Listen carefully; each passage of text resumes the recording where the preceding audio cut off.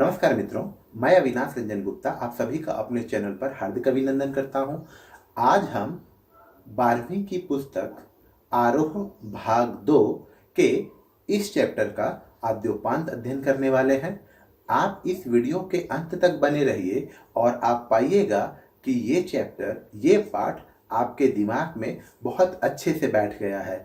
इसमें शब्दार्थ, सार, इससे जुड़ी बहुत सारी बातें, प्रश्नोत्तर का अभ्यास सब कवर किया जाएगा।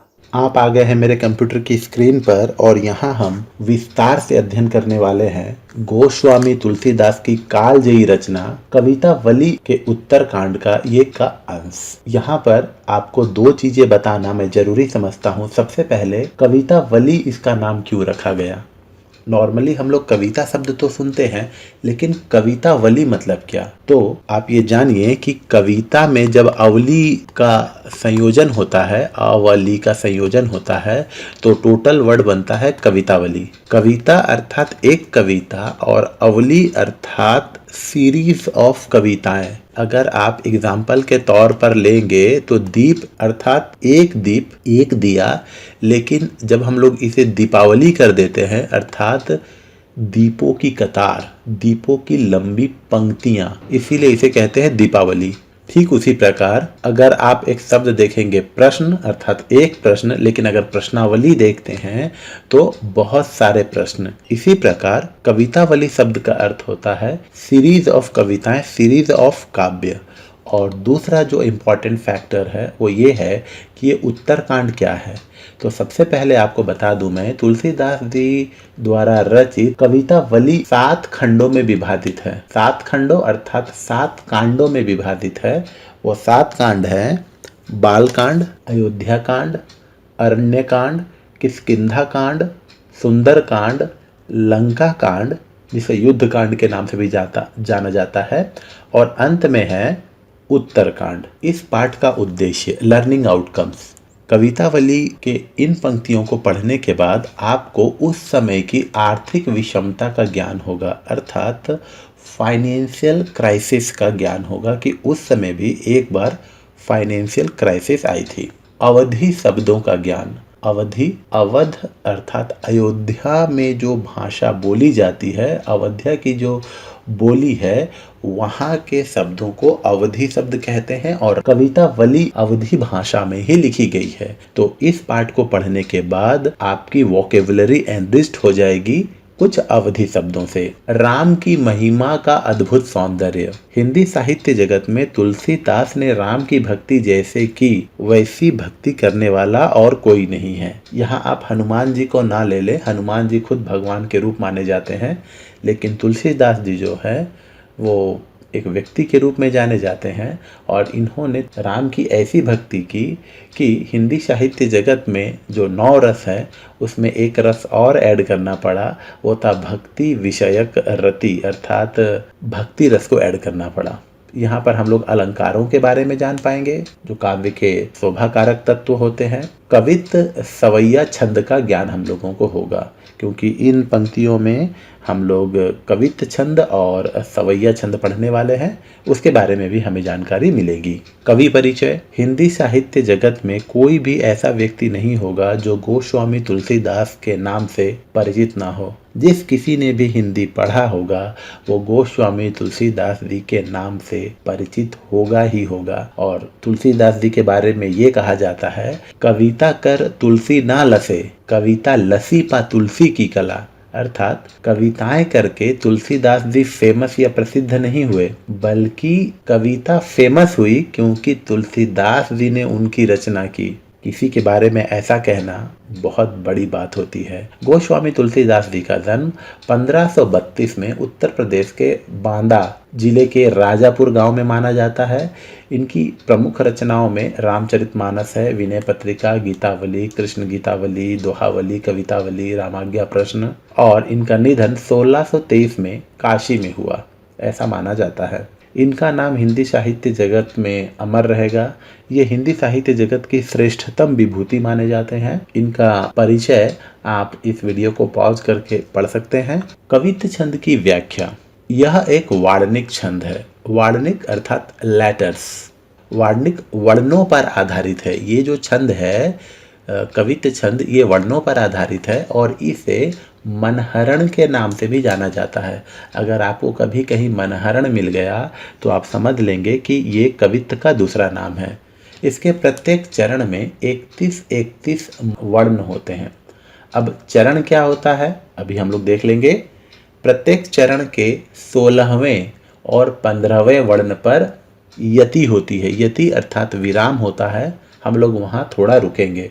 और प्रत्येक चरण का अंतिम वर्ण गुरु होता है। अब गुरु क्या है अभी हम लोग देख लेते हैं। देखिए, ये कवित्त छंद की व्याख्या हम लोग कुछ इस प्रकार करेंगे, जैसे इसको और इसको मिला देने से 31 वर्ण होने चाहिए।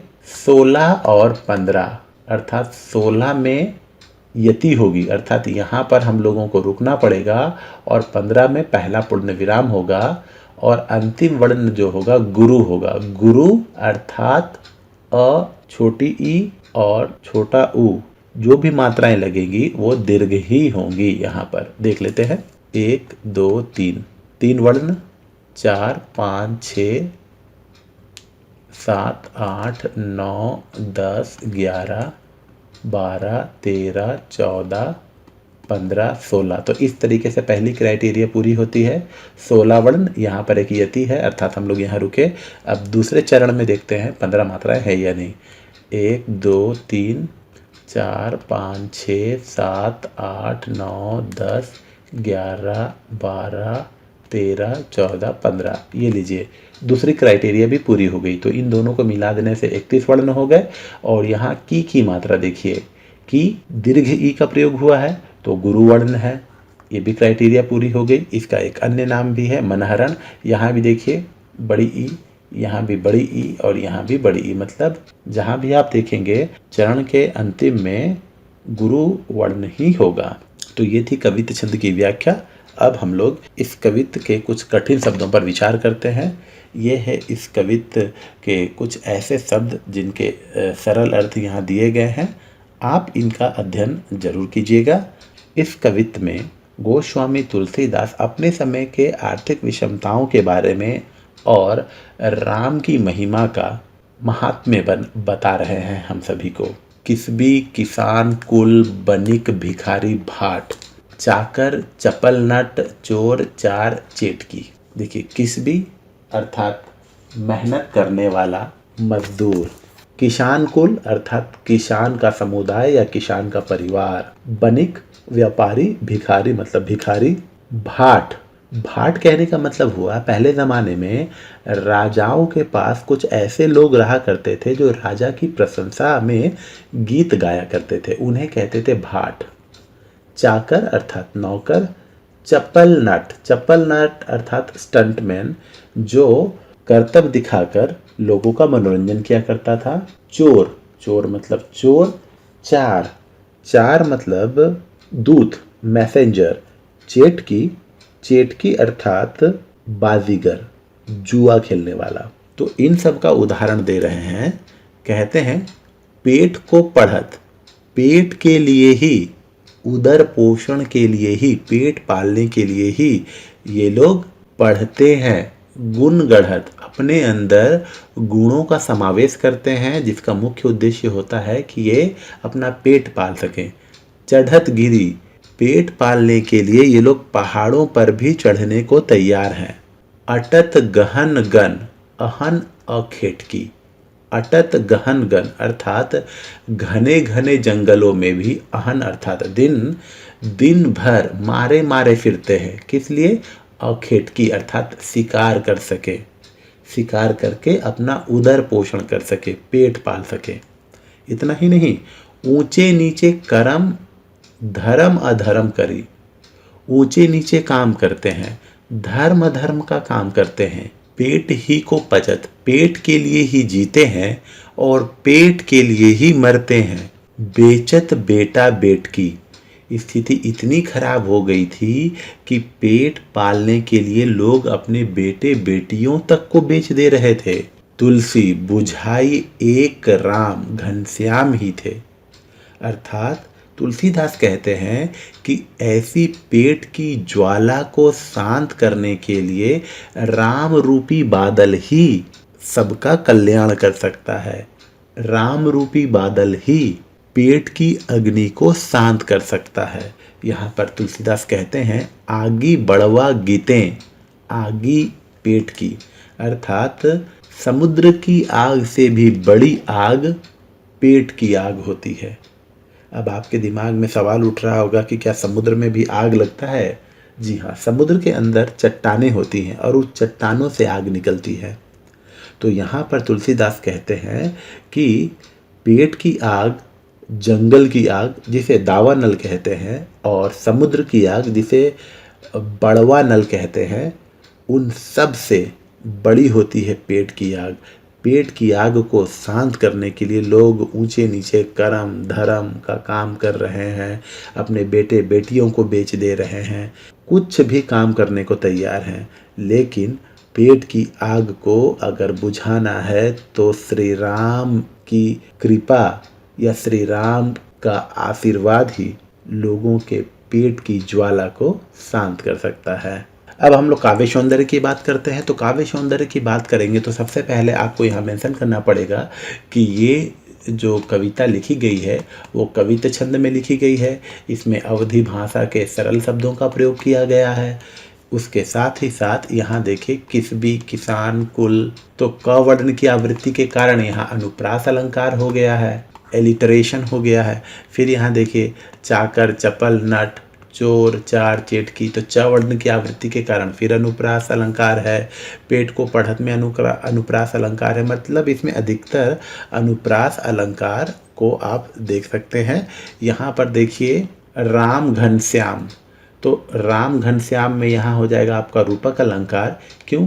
क्योंकि राम रूपी बादल है, इसीलिए यहाँ पर आपका हो जाएगा रूपक अलंकार का प्रयोग किया गया है।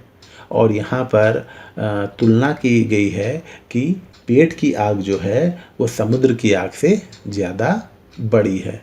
तो इस तरीके से काव्य सौंदर्य पर भी हम लोगों ने विचार किया। अगर इसके सार को देखें तो इस तरीके से हम लोग कह सकते हैं, इस कवित्त में राम नाम की महिमा का वर्णन करते हुए तुलसीदास कहते हैं कि श्रमजीवी, किसान, व्यापारी, भिखारी, भाट, नौकर, नट, चोर, दूत और बाजीगर सब पेट की खातिर ही ऊंचे नीचे कर्म धर्म अधर्म करते हैं। पेट की खातिर बेटे बेटी तक को बेच देते हैं। पेट की आग बड़वा अग्नि अर्थात समुद्र की अग्नि से भी, अर्थात समुद्र की आग से भी बड़ी होती है। इस अग्नि का समन तो केवल राम कृपा के बादल ही कर सकते हैं। कवित्त 2 पर अगर हम लोग आए तो इस कवित्त में भी आर्थिक तंगी या फाइनेंशियल क्राइसिस के ही बारे में बताया गया है। खेती ना किसान को, भिखारी को ना भीख बली, बनिक को ना बनिर, न चाकर को चाकरी, जीविका विहीन लोग सिद्धमान सोच बस, कहे एक एक अंशो कहाँ जाई का करी, बेदहु पुराण कही लोकहु बिलोकियत, साक करे सबय पे राम राम रे कृपा करी, दारिद दसानन दबाई दुनी दीन बंधु, दुरित दहन देखी तुलसी हाहा करी। इस कवित के कठिन शब्दों का अर्थ कुछ इस प्रकार है, आप इसे देख लीजिए। वीडियो को पॉज करके भी आप इस कठिन शब्दों के अर्थ को देख सकते हैं। अब हम लोग इसके सार पर आते हैं। खेती ना किसान को, भिखारी को ना भीख बली, अर्थात आर्थिक स्थिति इतनी खराब हो गई थी कि किसान की खेती ठप पड़ गई थी, अर्थात किसान खेती भी नहीं कर पा रहा था। बीज खरीदने के लिए उसके पास पैसे नहीं थे। भिखारी को ना भीख बली, और जो भिखारी थे उसे ना तो भीख मिल रहा था ना ही कोई दान मिल रहा था। बनिक को बनिज, न चाकर को चाकरी, व्यापारियों का व्यापार ठप पड़ा हुआ था और नौकरों को नौकरी नहीं मिल रही थी। कंडीशन इतनी खराब थी, इतनी स्थिति खराब हो गई थी कि ये सब परेशान थे। जीविका विहीन लोग सिद्धमान सोच बस, जितने भी जीविका विहीन अर्थात जॉबलेस अनएम्प्लॉयड लोग थे, सिद्धमान परेशान होकर बस एक ही चीज सोचते थे और एक दूसरे से कहते थे, कहे एक एकन सौ, एक दूसरे से कहते थे कहाँ जाई का करी, प्रश्न चिन्ह है। एक दूसरे से ये कहते थे कि अब हम लोग क्या करेंगे, कहाँ जाए, क्या करे, कैसे हम लोग अपना पेट पाले। वेदहु पुराण कही लोकहु बिलोकियत, वेदों का अध्ययन किया गया, पुराणों का अध्ययन किया गया, लोक में जो बातें प्रचलित थी, सांकरे सबे पे अर्थात संकट की घड़ी में सब पर राम रावड़े कृपा करी, आप ही कृपा करते हैं। दारिद दसानन दबाई दुनी दीन बंधु, दरिद्रता रूपी रावण ने सभी को अपने चंगुल में फंसा लिया है।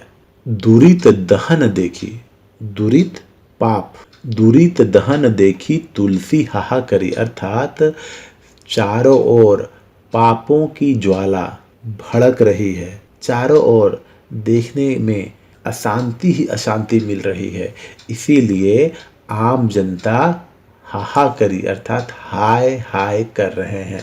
तो इसको समराइज कर लेते हैं। तुलसीदास कहते हैं कि उस समय में किसान खेती नहीं कर पा रहा था क्योंकि उसके पास बीज खरीदने तक को पैसे नहीं थे, भिखारियों को भीख नहीं मिल रही थी, व्यापारियों का व्यापार नहीं चल रहा था, नौकरों को नौकरी नहीं मिल रही थी। जितने भी अनएम्प्लॉयड बेरोजगार जॉबलेस पर्सन थे, परेशान होकर एक दूसरे से यही पूछते थे कि कहाँ जाए, क्या करे। वेदों का अध्ययन किया गया, पुराणों का अध्ययन किया गया, लोकों में जो बातें प्रचलित है उन पर विचार किया गया तो पाया गया कि सांकरे सबे पे संकट की घड़ी में राम आप ही सब पर कृपा करते हैं। आप देखिए दरिद्रता रूपी दसानन अर्थात रावण ने सभी को अपने चंगुल में फंसा लिया है, अपने अधीन कर लिया है। अब हे दीनबंधु, हे राम, अब आप देखिए कि चारों तरफ पापों की ज्वाला जल रही है, ऐसे में आम जनता हाय हाय कर रही है। अब आप ही हम सब पर कृपा कर सकते हैं। काव्य सौंदर्य की बात करें तो काव्य सौंदर्य कुछ इस प्रकार का है। यहाँ देखेंगे तो आप देखेंगे, काव्य सौंदर्य की बात करें तो देखिए बली, बनिज, ब की आवृत्ति, तो यहाँ हो गया आपका अनुप्रास अलंकार। और अनुप्रास कॉमन है, अनुप्रास रहता ही है ताकि काव्य पाठ आसानी हो सके। सांकरे सबे सवर्ण की आवृत्ति, राम रावरे रावण की आवृत्ति, दारिद दसानन दबाई दुनी दीन बंधु, दुरित दहन देखी, तो इन सब में आप देखेंगे तो अनुप्रास अलंकार है। इसके बाद दारिद दसानन और दुरित दहन, इसमें रूपक अलंकार है। दरिद्रता रूपी रावण और पापों की ज्वाला, तो इन सब में आप देख रहे हैं रूपक अलंकार यहाँ पर है। कवित्त छंद में लिखा हुआ है, ये तो आप लोगों को मालूम ही है। इसके बाद अवधि के सरल शब्दों का प्रयोग किया गया है। ये पद जो है वो गेय है अर्थात आप इसे गा सकते हैं। भाषा संगीतमयी है। तो काव्य सौंदर्य में हम लोगों ने देखा अनुप्रास अलंकार का बहुत ही अच्छा प्रयोग किया गया है। रूपक अलंकार है, ये पूरी कविता कवित्त छंद में लिखी गई है। भाषा नदी की तरह निर्मल तथा संगीतात्मक है। अवधि के सरल शब्दों का प्रयोग किया गया है। अवधि के सरल शब्दों का प्रयोग किया गया है। इसका सार कुछ इस प्रकार है। इस कविता में तुलसी ने अपने युग की लाचारी, बेरोजगारी और भुखमरी का सजीव चित्रण किया है। न किसान के लिए कृषि की सुविधा है, न भिखारी को भीख मिलती है। व्यापार ठप है, युवा बेरोजगार है और सभी लोग दुख के मारे त्राही त्राही कर रहे हैं। तुलसी को इस संकट में राम कृपा पर ही भरोसा है। दरिद्रता रूपी रावण ने इस समय सबको बुरी तरह अपने चंगुल में दबा रखा है। सवैया छंद की व्याख्या। चूंकि सवैया वार्णिक छंद है, इसलिए सवैया छंद के कई भेद हैं। इसमें सबसे प्रसिद्ध मतग यंद है। इसे मालती सवैया भी कहते हैं। सवैया के प्रत्येक चरण में 22 से 26 वर्ण होते हैं। यहाँ प्रस्तुत तुलसी का सवैया कई भेदों को मिलाकर बनता है। तो नॉर्मली अगर आपसे कभी किसी ने पूछ लिया कि सवैया छंद क्या है, तो आप कहेंगे सवैया छंद के बहुत सारे रूप होते हैं।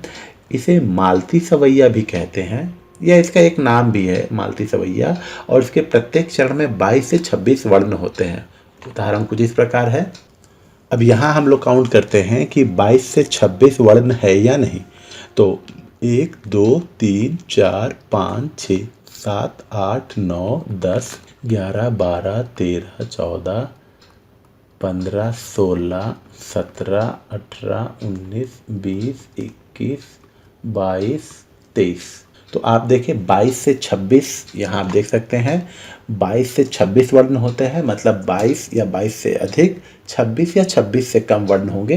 तो यहाँ पर आप देख लीजिए 23 वर्ण हैं क्राइटेरिया को फिलअप कर रहा है, तो इसे कहते हैं हम लोग सवैया। इस सवैया के जो कठिन अर्थ है वहाँ यहाँ दिए गए हैं, आप इनका अध्ययन कर कीजिए। नेक्स्ट स्लाइड में हम लोग इस सवैया के अर्थ को समझने की कोशिश करेंगे। यह है सवैया। धूत कहो अवधूत कहो। तुलसीदास जी अपने अक्खड़ या मस्त मौला स्वभाव का परिचय देते हुए कहते हैं कि मुझे आप धूत कहना चाहते हैं, अर्थात धूर्त कहना चाहते हैं, कनिंग कहना चाहते हैं, कहिए। अवधूत कहना चाहते हैं, सन्यासी कहना चाहते हैं, कहिए। रजपूतू कहो, राजपूत कहना चाहते हो, कहो। जोल्हा कहो, जोल्हा कहना चाहते हो तो आप जोल्हा कहो। जोल्हा अर्थात जुलाहा, जो बुनकर होता है, जो कपड़े बुनता है, उसे हम लोग कहते हैं जुलाहा।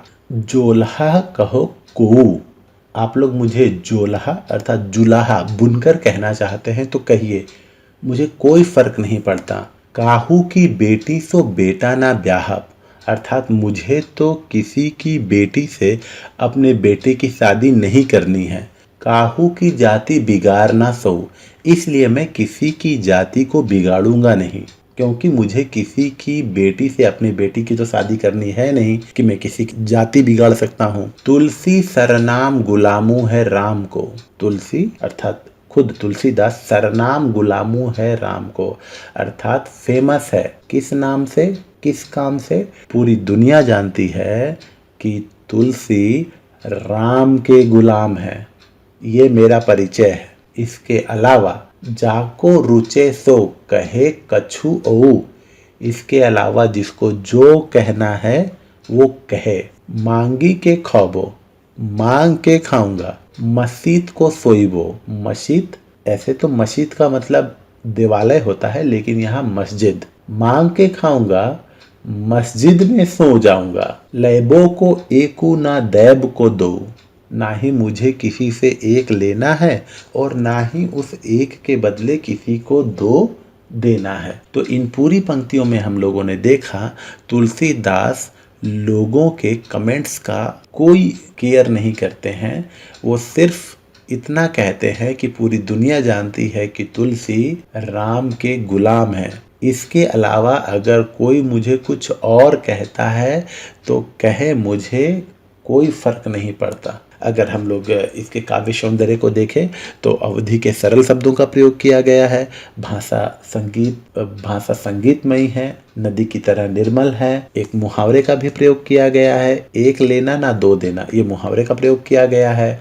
कहो को, सरनाम, गुलामू, मावर्ण की आवृत्ति यहाँ कहे कछु में अनुप्रास अलंकार है। तो इस तरीके से हम लोग देख रहे हैं कि सवैया छंद में संगीतमयी भाषा, अवधि भाषा के सरल शब्द, मुहावरे का प्रयोग, अनुप्रास अलंकार का प्रयोग इसके काव्य की सुंदरता को परिभाषित करने के लिए पर्याप्त है। अगर हम लोग इस सवैया के सार को देखें तो तुलसीदास लोगों की आलोचना और निंदा को ठोकर मारते हुए कहते हैं, मुझे कोई धूर्त कहे या सन्यासी, मुझे राजपूत कहे या बुनकर, मुझे कोई फ़र्क नहीं पड़ता।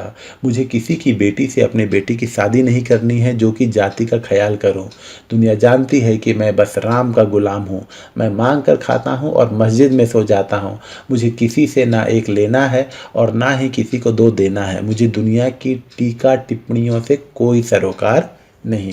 कवितावली उत्तरकांड पाठ से प्रश्नावली, ये देखिए प्रश्नावली अर्थात एक प्रश्न नहीं है, यहाँ प्रश्नों की सीरीज है, इसीलिए ये प्रश्नावली। तुलसीदास को आर्थिक विषमता का ज्ञान था, कैसे? जी हाँ, तुलसीदास को आर्थिक विषमता का ज्ञान था, तभी तो उन्होंने अपने रचनाओं में उस समय की आर्थिक विषमता के बारे में वर्णन किया है, और वो भी बहुत ही बारीक से वर्णन किया है। पेट की आग का समन ईश्वर भक्ति मेघ ही कर सकता है, कैसे? तुलसीदास जी का मानना है कि राम अनादिकाल से लोगों पर उपकार करते आए हैं, लोगों पर कृपा करते आए हैं, लोगों पर अपनी असीम अनुकंपा बरसाते आए हैं। तो अगर कोई परेशान है या आज के युग में आर्थिक विषमता आ गई है तो ईश्वर की भक्ति से इन सभी समस्याओं का निराकरण हो सकता है। इसीलिए कवि कहते हैं कि पेट की आग का समन ईश्वर भक्ति मेघ ही कर सकता है।